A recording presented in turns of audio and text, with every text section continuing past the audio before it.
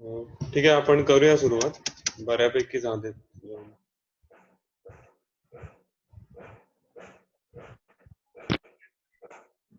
तुमच्या नोट्स मधला topic open करा की टाइम ऑफ सप्लाय म्हणून.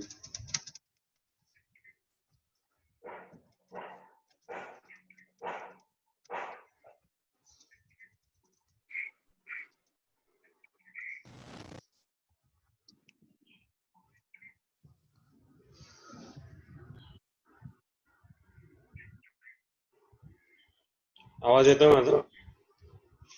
हो. तर आपण नवीन टॉपिक सुरुवात करूया, टाइम ऑफ सप्लाय म्हणून. हा. तर या म्हणजे टॉपिकचा इम्पॉर्टन्स काय की आपण बघितलं की एखादा सप्लाय वगैरे जर तुमचा अंडर म्हणजे सप्लाय मध्ये येत असेल आणि जर त्याच्यावर जीएसटी ऍक्ट प्रमाणे जर टॅक्स पे करायला लागत असेल, ओके, तर आपल्याला रिटर्न वगैरे भरायला लागतं आणि जो काही जीएसटी आहे तो पे करायला लागतो. ओके, आता जीएसटी मध्ये कसं आहे की त्या मंथची म्हणजे मंथ वाईज टॅक्सचं पेमेंट करायला लागतं. म्हणजे कोणत्या मंथ म्हणजे ज्या मंथ मध्ये लायबिलिटी येत असेल तर त्याच्या नेक्स्ट मंथ मध्ये त्या टॅक्सचं पेमेंट करायला लागतं. तर या दृष्टीने सर्वात महत्वाचं होतं की नक्की सप्लायचं टायमिंग फिक्स करणं, म्हणजे नक्की सप्लाय कधी झालाय, गुड्सचा किंवा सर्व्हिसेसचा. कारण गुड्स मध्ये बघितलं तर मल्टिपल इव्हेंट्स असू शकतात, म्हणजे परचेस ऑर्डर येणं किंवा नंतर गुड्सचा सप्लाय होणं, किंवा म्हणजे इनव्हॉइस इश्यू करणं. ओके, किंवा सर्व्हिसेसच्या केसमध्ये पण एक तर पेमेंट असू शकते किंवा प्रोव्हिजन वगैरे ही गोष्ट असू शकते सर्व्हिसेसच्या केसमध्ये. तर यापैकी नक्की कोणती गोष्ट ही टाइम ऑफ सप्लाय म्हणून कन्सिडर करायची, तर ते जास्त महत्वाचं होतं. त्या दृष्टीने टाइम ऑफ सप्लायचे रूल्स दिलेले आहेत. म्हणजे नक्की कोणत्या पॉइंटला आपण असं म्हणू शकतो की या दिवशी तुमचा सप्लाय कम्प्लीट झाला. ओके, म्हणजे ती एकदा तुमची डेट किंवा ते टायमिंग फिक्स झालं सप्लायचं की त्या दृष्टीने मग तुम्हाला पुढचं डिसाईड करता येतं की याच्यावरचा जीएसटी कधी पे करायचा. ओके, तर त्या दृष्टीने टाइम ऑफ सप्लाय डिसाईड करणं जास्त महत्वाचं आहे. म्हणजे कोणत्या मंथ मध्ये माझं जीएसटी लायबिलिटी फॉल होईल ते डिसाईड करायला. तर आता इथे इंट्रोडक्शन पॉइंट मध्ये बघा काय म्हटलंय. GST is payable on supply of goods or services. A supply consists of elements that can be separated in time, like purchase order or agreement, dispatch of goods, delivery of goods, or provision or performance of service, entry in the records, payment, and entry of the payment in the records or deposit in the bank. म्हणजे एक तुम्ही supply जेव्हा consider करता तेव्हा त्याच्यात multiple event असतात. एक तर म्हणजे ज्या दिवशी आपण परचेस ऑर्डर देतो ती असेल, किंवा ज्या दिवशी गुड्सचा डिस्पॅच होईल, किंवा डिलिव्हरी वगैरे होईल. तर अशा मल्टिपल इव्हेंट्स इन्क्लुडेड आहेत सप्लाय मध्ये. तर हे जास्त इम्पॉर्टंट आहे की नक्की कोणता इव्हेंट तुमचा टाइम ऑफ सप्लाय म्हणून कन्सिडर करायचा. नेक्स्ट बघा, so at which of this points of time does GST become payable? Does it become payable when an agreement to supply goods or services is made, or when the goods are shipped or the services are provided, or when the invoice is issued, or when the payment is made? What if the goods are shipped over a period of time? Okay, तर त्या related सगळ्या provision आहेत, त्या आपण इथे बघणार होता की टाइम ऑफ सप्लाय मध्ये काय काय नक्की इन्क्लूड होतं किंवा टाइम ऑफ सप्लाय कसा डिसाईड केला जाईल. सो इथे बघा, provisions relating to time of supply provide answer to all such and other questions that arise on the timing and liability to pay CGST and SGST, or UTGST and IGST, as time of supply fixes the point in time when the liability to pay tax arises. Okay, तर time of supply काय सांगतं की कोणत्या पॉइंटला माझी tax liability arise होते किंवा कोणत्या पॉइंटला माझा सप्लाय होतो, आणि त्या दृष्टीने मग तुमची लायबिलिटी कोणत्या मंथ मध्ये येईल ते डिसाईड केलं जाईल. तर हे पूर्ण इंट्रोडक्शन वाचत नाहीये, फक्त तुम्हाला काय काय सांगतो की टाइम ऑफ सप्लाय मध्ये रिलेटिंग टू पार्ट कसे केलेत. एक तर time of supply related to goods केले, मग गुड्स मध्ये परत दोन पार्ट केले की जर फॉरवर्ड चार्ज असेल तर कोणता रूल ऍप्लिकेबल होईल, किंवा जर रिव्हर्स चार्ज असेल तर कोणता रूल ऍप्लिकेबल होईल. आणि तसंच पार्ट कशात केलेत तर सप्लाय ऑफ सर्व्हिसेस मध्ये केलेत. म्हणजे सप्लाय ऑफ सर्व्हिसेस जर अंडर नॉर्मल चार्ज मी एखादा सप्लाय ऑफ सर्व्हिस करत असेल तर त्या केसमध्ये काय रूल ऍप्लिकेबल होतील, किंवा जर under reverse charge me supply of service करत असेल तर त्या केसमध्ये टाइम ऑफ सप्लाय काय असेल. सो असं वेगवेगळे बायफर्गेशन दिलेले आहेत. तर इथे पुढे बघा.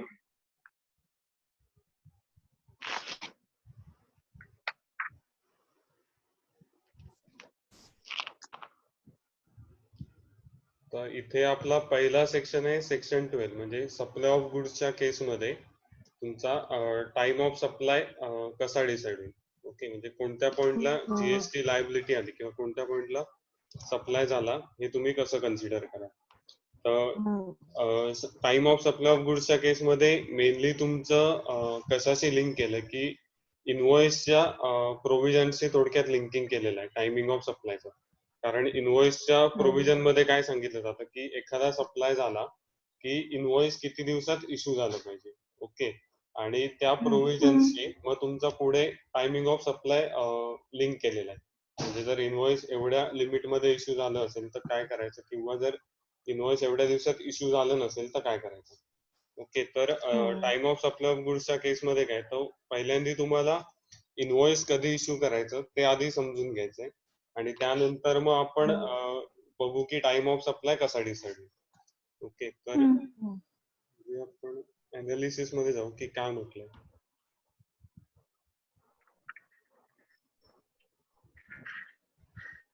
तर इथे बघा सेक्शन 12 हा जो आपण बघतोय तो रिलेटेड टू गुड्स आहे. म्हणजे त्या केसमध्ये तुमचं अंडर फॉरवर्ड चार्ज असेल, किंवा जरी रिव्हर्स चार्ज काही पेमेंट होत असेल, किंवा जर एखाद्या गुड्सच्या संदर्भात जर वाउचर इश्यू केलं जात असेल, म्हणजे वाउचर जनरली काही तुम्ही परचेस केलं तर त्या अगेन्स्ट आपल्याला वाउचर वगैरे मिळतं. ओके, त्याच्या अगेन्स्ट आपण समथिंग इन व्हॅल्यू परचेस करू शकतो. ओके, तर इथे सेक्शन 12 मध्ये बघा कोणकोणत्या सिच्युएशन कव्हर्ड होतात. एक तर supply of goods where supplier is liable to pay tax. म्हणजे काय, तर ज्या केसमध्ये under normal charge GST payment होत असेल तर त्या केसमध्ये काय प्रोव्हिजन असतील. Next is supply of goods that are taxable under reverse charge. म्हणजे जर एखादे गुड्स तुमचे अंडर रिव्हर्स चार्ज येत असतील तर त्या केसमध्ये पॉइंट ऑफ सप्लायच्या टाइम ऑफ सप्लायच्या प्रोव्हिजन काय असतील. Is supply of vouchers that can be use to pay for goods. म्हणजे जर एखादं वाउचर वगैरे इश्यू केलं असेल आणि त्याच्या अगेन्स्ट जर तुम्ही गुड्स परचेस करू शकत असाल तर त्या केसमध्ये तुमचा टाइम ऑफ सप्लाय काय असेल.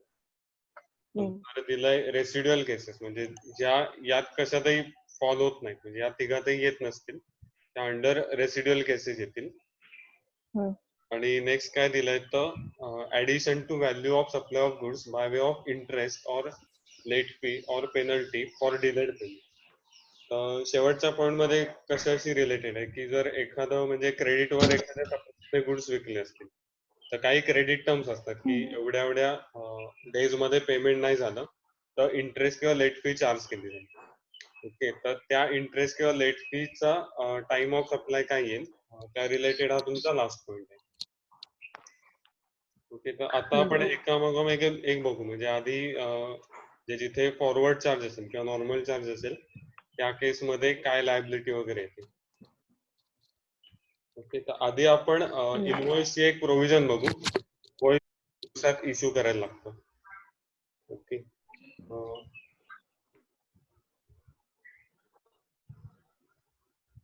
तर इथे बघा time limit for issuance of invoice for supply of goods. म्हणजे जर गुड्सचा सप्लाय होत असेल तर त्या केसमध्ये इनवॉइस किती डेज मध्ये इश्यू करायला लागतं. सीएसच्या नोट्स मध्ये हा पॉइंट मिळालाय का बघा एकदा. Time limit for issuance of invoice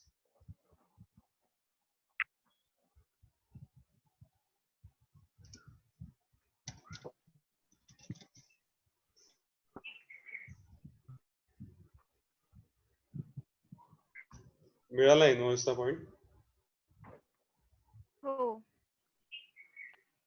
okay, एक मिनिट. पेज नंबर किती आहे. 39.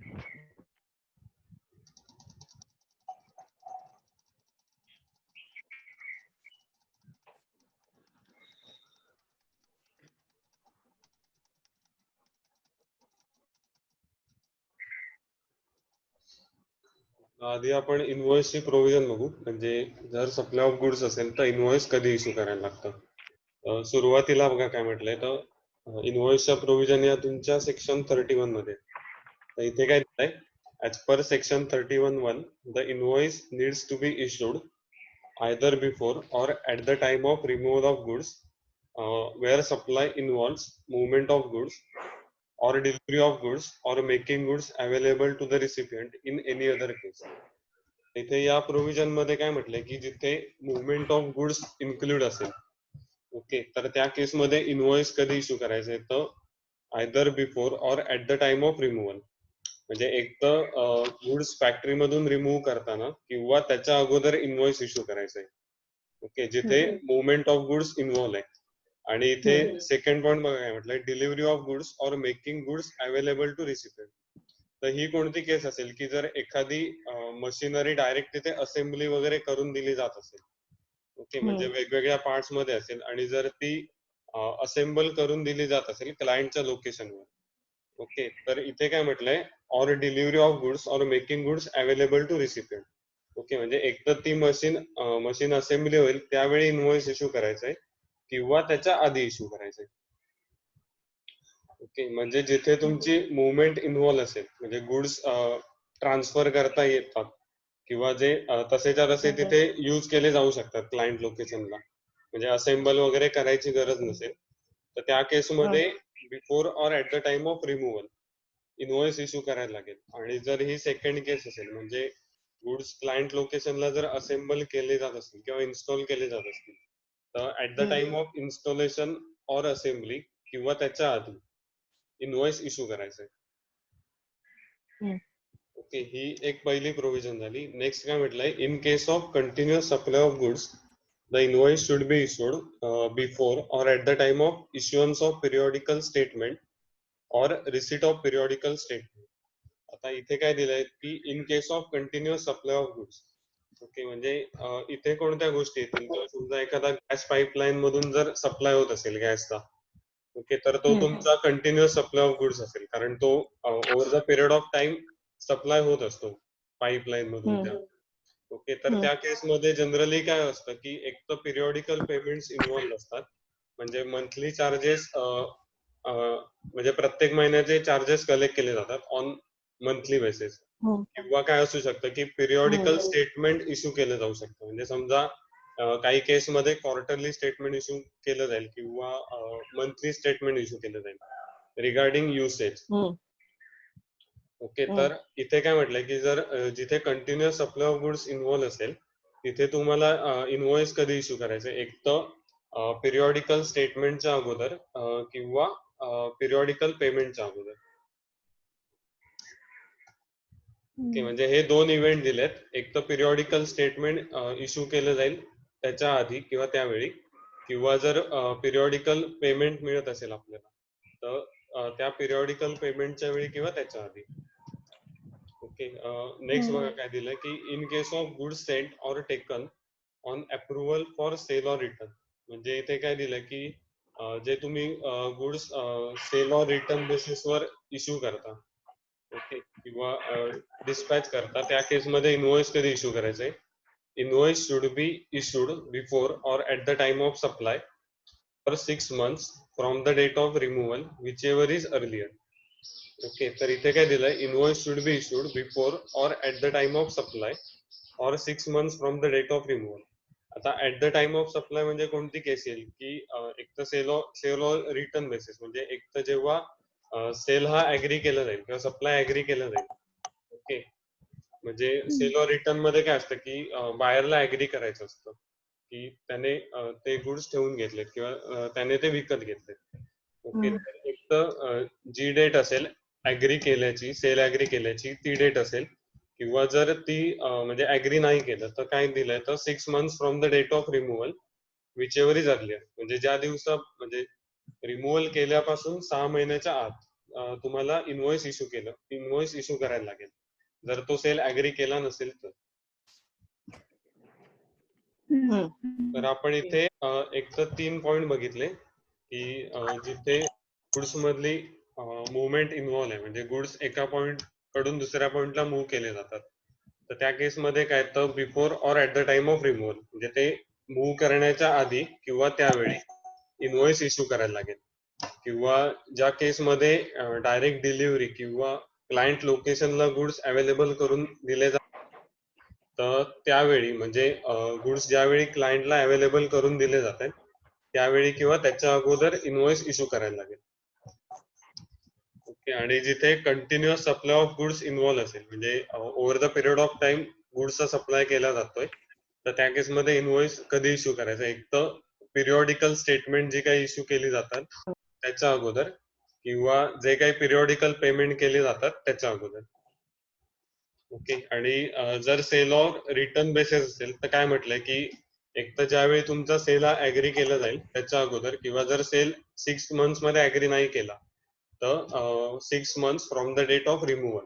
ओके. म्हणजे रिमूव्हल केल्यापासून 6 महिन्याच्या आत त्या केसमध्ये तुम्हाला इनव्हॉइस इश्यू करायला लागेल. ओके. तर आता आपण या सगळ्या प्रोव्हिजन कशाशी रिलेटेड बघितलं की गुड्स साठी इनव्हॉइस कधी इश्यू करायला लागतं. ओके. कारण आपला जो टाइम ऑफ सप्लाय आहे तो इश्यू ऑफ इनव्हॉइसच्या रिलेटेड आहे. सो आधी आपण इश्यू ऑफ म्हणजे इनव्हॉइस कधी इश्यू करायला लागतं त्याचा प्रोव्हिजन बघितला. इथे खालती एक एक्झाम्पल बघा दिलंय. A machine has to be supplied at site. It is done by sourcing various components from vendors and assembling the machine at site. The details of the various events are. So इथे example कसलं दिलंय की मशिनरीचं दिलंय. Okay. म्हणजे ती थोडक्यात काय तर असेंबल केली जाते. ती इव्हेंट इन्क्लूड नाहीये गुड्सची, कारण ती जशी मूव्ह केले तशीच यूज नाही करू शकत. ती त्या पॉइंटला किंवा क्लायंटच्या लोकेशनला लागते. ओके. त्यामुळे ही तुमची केस कशात फॉलो होईल की making goods available at the clients location. Okay. तर म्हणजे ज्या पॉइंटला असेंबल होईल त्या पॉइंट नुसार तुम्हाला इनव्हॉइस कधी इश्यू करायला लागते ते बघायला लागेल.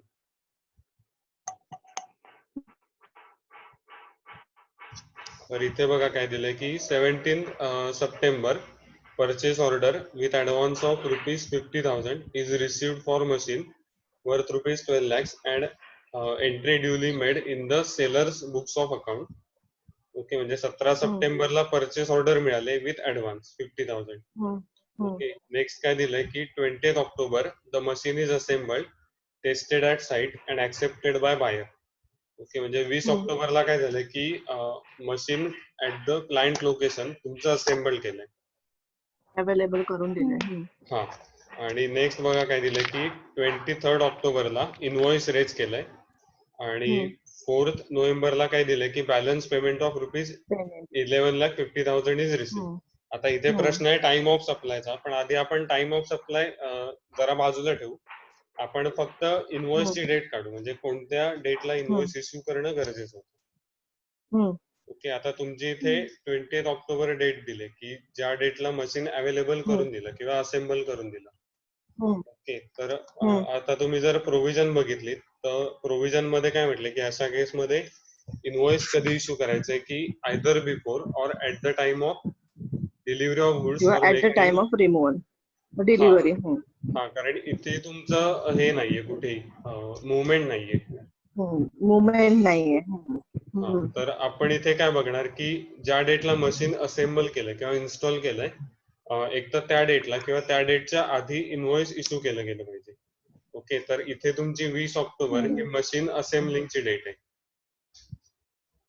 ओके. म्हणजे आपल्या रूल्स प्रमाणे इनव्हॉइस कधी इश्यू केलं गेलं पाहिजे तर 20 ऑक्टोबरला किंवा त्याच्या आधी. 20 ऑक्टोबर त्याच्या आधी. हा. तर ही तुमची म्हणजे डेडलाईन आहे थोडक्यात इनव्हॉइस इश्यू करण्याची.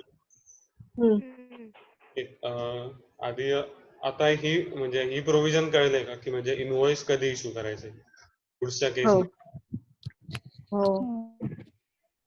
ओके. म्हणजे जिथे मुवमेंट असेल तिथे काय म्हटलंय की बिफोर रिमूव्हल किंवा at the time of removal.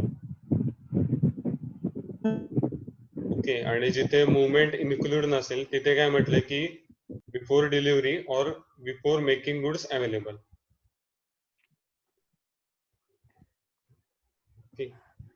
Next बघा, जर तुमचा कंटिन्युअस सप्लाय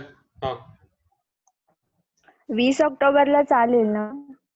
हा 20 ऑक्टोबरला चालू शकतं. म्हणजे 20 ऑक्टोबर ही डेडलाईन आहे की ज्यावेळी असेंबल केलं जात आहे त्या डेटला किंवा त्याच्या आधी. हम्म. म्हणजे आधी पण इश्यू करू हो शकतो किंवा लास्ट पॉइंट काय कधी की चालू? त्या डेटला. हा.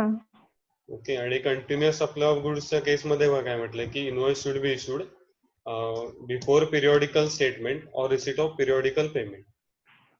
हम्म. म्हणजे ते जे कोणता तुमचा अर्लियर इव्हेंट असेल तो तुम्हाला बघायला लागेल आणि त्यानुसार इनवॉइस इश्यू करायला लागेल. आणि जर सेल ऑर रिटर्न असेल तर एक तर at the time of supply म्हणजे ज्यावेळी सेल ऍग्री केलं जाईल त्यावेळी, किंवा जर विदिन हम्म. 6 months मध्ये ऍग्री केला नसेल सेल तर 6 months from the date of removal. Hmm. Hmm. Okay. तर या झाल्या तुमच्या इनवॉइस रिलेटेड प्रोव्हिजन, म्हणजे इनवॉइस कधी इश्यू केलं केलं पाहिजे गुड्सच्या केसमध्ये. हम्म. ओके. तर आता आपण टाइम ऑफ सप्लाय वर जाऊ, म्हणजे काय काय म्हटलंय ते.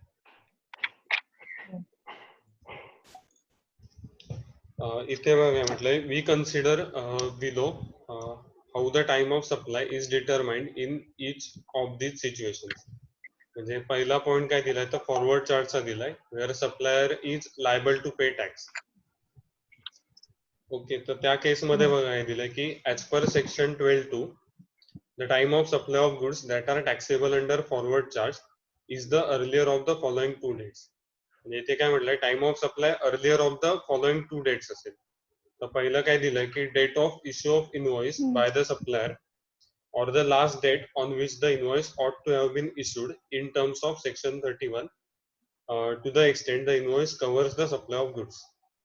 ओके. तर इथे पहिलं काय दिलंय की date of issue of invoice by the supplier, म्हणजे जी काही तुमची ऍक्च्युअल डेट असेल इनवॉइस इश्यू केल्याची एकतर ती असेल, आणि समजा जर इनवॉइस वेळेत इश्यू केलं नसेल तर last date on which invoice ought to have been issued. म्हणजे आता आपण प्रोव्हिजन मध्ये काय बघितलं की कोणती लास्ट डेट आहे इनवॉइस इश्यू करण्याची.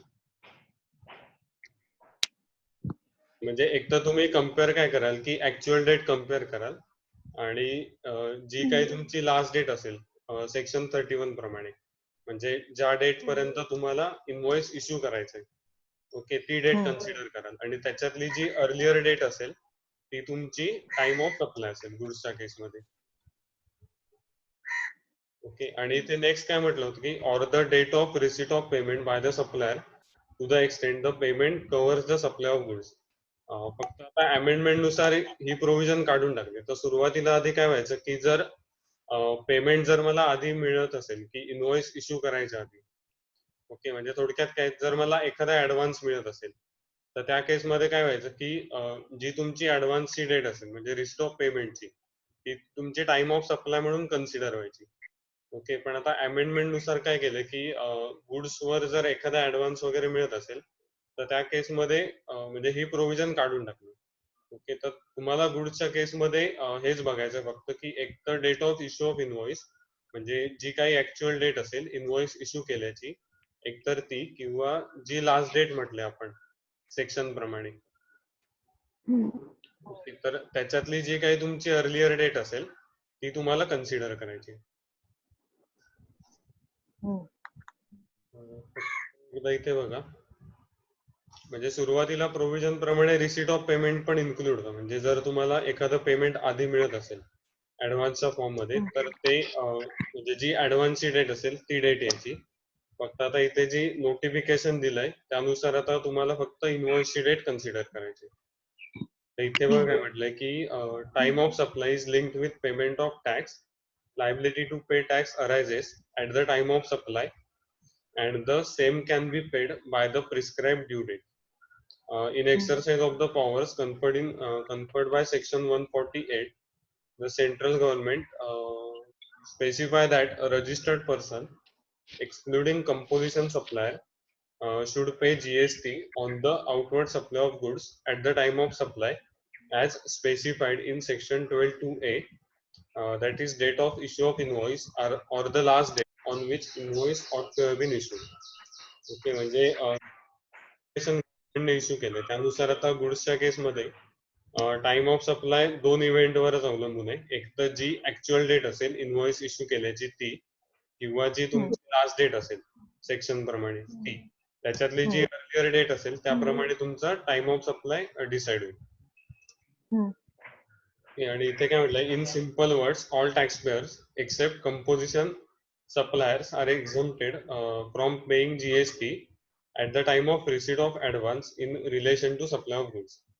म्हणजे जो काही आधी ऍडव्हान्स वर पण जीएसटी लागत होता तर त्याला आता एक्झम्पशन आहे.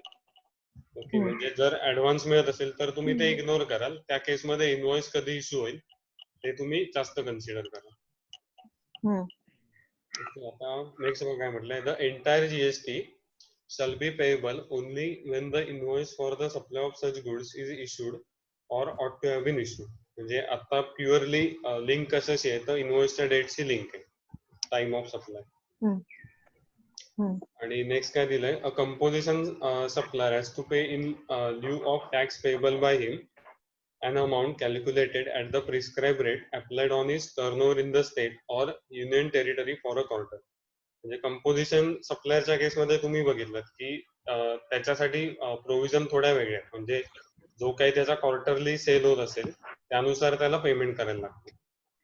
ओके, म्हणजे त्याला पेमेंट कसं आहे तर क्वार्टरली आहे. ओके, त्यामुळे इथे एक्सक्लुजनच्या डेफिनेशन मध्ये आहे फक्त ते. नेक्स्ट काय दिलंय, therefore the composition supplier is not required to pay tax on advance received as the same does not form part of taxable supplies and in turn also does not form part of the turnover. तर composition सप्लायरला पण advance वर काही tax pay करायची गरज नाही, कारण composition सप्लायरच्या केसमध्ये आपण काय बघतो की जो काही त्याचा टर्नओव्हर असेल क्वार्टरचा तर त्या क्वार्टरली टर्नओव्हरवर त्याला जे काही पर्सेंटेज असतील टॅक्सचे तर त्यानुसार पेमेंट करायला लागतं. हे फक्त इथे दिलंय. नेक्स्ट बघा काय दिलंय, तर meaning of date of receipt of payment. Okay, म्हणजे रिसिट ऑफ पेमेंटचा नक्की अर्थ काय, म्हणजे इथे तर तुम्हाला आता यूज नाहीये या फॉरवर्ड चार्जच्या केसमध्ये, पण रिव्हर्स चार्जच्या केसमध्ये कदाचित लागू शकतो definitionally. Date of receipt of payment काय म्हटलंय की date of receipt of payment in the above situation refers to the date on which the payment is recorded in the books of the entity supplier of goods that receives the payment or the date on which the payment is credited to the entity's bank account whichever is earlier. So तुमची date of receipt of payment काय असेल की एक तर सप्लायरच्या books मध्ये जी काही पेमेंटची entry केली जाईल ती, किंवा म्हणजे चेक असेल तर ऍक्च्युअली ते चेकची अमाऊंट बँकेत कधी जमा होते. ओके, तर ह्याच्यातली जी काही अर्लियर डेट असेल ती तुमची date of receipt of payment असेल. म्हणजे अशा केसमध्ये काय होऊ शकतं की समजा एखादा चेक आला माझ्याकडे म्हणजे सप्लायरकडे आणि तो जर त्याने बँकेत डिपॉझिट नंतर केला तर या केसमध्ये काय होईल की तो चेकची एंट्री आधी करेल बुक्स मध्ये, पण जे काही पेमेंट ऍक्च्युअली त्याच्या बँक अकाउंट मध्ये क्रेडिट होतं ते उशिरा होईल. तर या केसमध्ये तुमची date of receipt of payment काय असेल की ज्या डेटला बुक्स मध्ये एंट्री केली चेकची, ओके, तर ती असेल. म्हणजे ह्याच्यात काय कन्सिडर करायचंय की एक तर ज्या दिवशी मी पेमेंट रेकॉर्ड करतोय ती डेट, किंवा ज्या दिवशी ऍक्च्युअल बँकेत पैसे जमा होतात ती डेट. याच्यापैकी जी डेट तुमची अर्लियर असेल ती तुम्ही date of receipt of payment म्हणून कन्सिडर करा. नेक्स्ट बघा, significance of to the extent the invoice or payment covers the supply of goods. आता इथे प्रोव्हिजन मध्ये काय म्हटलं होतं की time of supply to the extent the invoice or payment covers the supply of goods. म्हणजे जी काही इनव्हॉइसची व्हॅल्यू असेल, म्हणजे इनव्हॉइस मध्ये जे काही इंडिकेट केलेलं असेल, ओके, त्या व्हॅल्यू पुरता किंवा त्या सप्लाय पुरताच आपण टाइम ऑफ सप्लाय कन्सिडर करतो इथे. ओके, म्हणजे इथे काय दिलंय, support part of the consideration is paid in advance or invoice is issued for a part payment, the time of supply will not cover the full supply. याचा अर्थ काय की जर एखादा कॉन्ट्रॅक्ट हा 150 क्वांटिटी साठी झाला असेल आणि मी डिस्पॅच करताना जर पार्ट मध्ये करत असेल म्हणजे 75, ओके, आणि जर इनव्हॉइस पण मी जर 75च इश्यू करत असेल 75 क्वांटिटीच, तर टाइम ऑफ सप्लाय मी कसा कन्सिडर करणार की इनव्हॉइस मध्ये जी काही क्वांटिटी आणि जी काही व्हॅल्यू इंडिकेट केली असेल त्या रिलेटेडच मी टाइम ऑफ सप्लाय कन्सिडर करणार. म्हणजे सुरुवातीला जे इनव्हॉइस इश्यू होईल 75 क्वांटिटीज, तर त्या रिलेटेड टाइम ऑफ सप्लाय तुमचा वेगळा असेल, आणि नंतर जे रिमेनिंग क्वांटिटीसाठी जे इनव्हॉइस इश्यू होईल त्यासाठी टाइम ऑफ सप्लाय तुमचा वेगळा असेल. हम्म. तर इथे बघा, the supply is deemed to have been made to the extent it is covered by the invoice or the part advance payment. म्हणजे इनव्हॉइस टू इनव्हॉइस तुम्ही थोडक्यात टाइम ऑफ सप्लाय डिसाईड कराल. इथे एक्झाम्पल बघा दिलंय. A limited enters into an agreement with B limited to supply 100 kgs of raw material. Okay, म्हणजे इथे contract कितीचा झाला होता, तर 100 kgs चा झाला होता. नेक्स्ट काय दिलंय, however A limited supplies only 80 kgs of raw material and issues the invoice. म्हणजे इथे थोडक्यात पार्टली सप्लाय होतोय, पार्टली डिस्पॅच होतोय. म्हणजे सुरुवातीला 80 होतोय आणि नंतर समजा 20 होत असेल. ओके, तर पहिल्या केस काय की सप्लाय 80 kgs होतोय आणि इनव्हॉइस पण 80 kgsच्या संदर्भात इश्यू केलं जातंय. तर इथे काय दिलंय, here the supply would be deemed to have been made in respect of 80 kg of raw material that is to the extent covered by the invoice. Therefore, the provisions of supply will also apply to supply of 80 kgs of raw material and not for entire 100 kgs of raw material. Okay, म्हणजे जसं पुढे supply केलं जाईल तसं त्याचा time of supply वेगळा असेल. म्हणजे जे 20 kgs नंतर इश्यू केले जातील, ओके, तर त्या रिलेटेड टाइम ऑफ सप्लाय तुमचा वेगळा असेल. म्हणजे त्या रिलेटेड इनव्हॉइस कधी इश्यू होतोय किंवा ते 20 kgs कधी डिस्पॅच केले जातात. नेक्स्ट बघा, however it may be noted that in case of goods except for composition supplier tax is payable only on the issuance of invoice or last date of issuance of invoice if any advance or payment has been received before the issuance of invoice or last date of issuance of invoice. तर इथे काय clear केलंय की जरी एखाद्या केसमध्ये advance मिळत असेल गुड्सच्या केसमध्ये, तरी पण आपला टाइम ऑफ सप्लाय कोणत्या बेसिसवर असेल, तर इनव्हॉइसवर. म्हणजे एक तर ऍक्च्युअल डेट ऑफ इनव्हॉइस किंवा जी तुमची last date of issuance of invoice आहे, ओके, तर त्याच्यातली जी अर्लियर डेट असेल ती तुमची टाइम ऑफ सप्लाय असेल.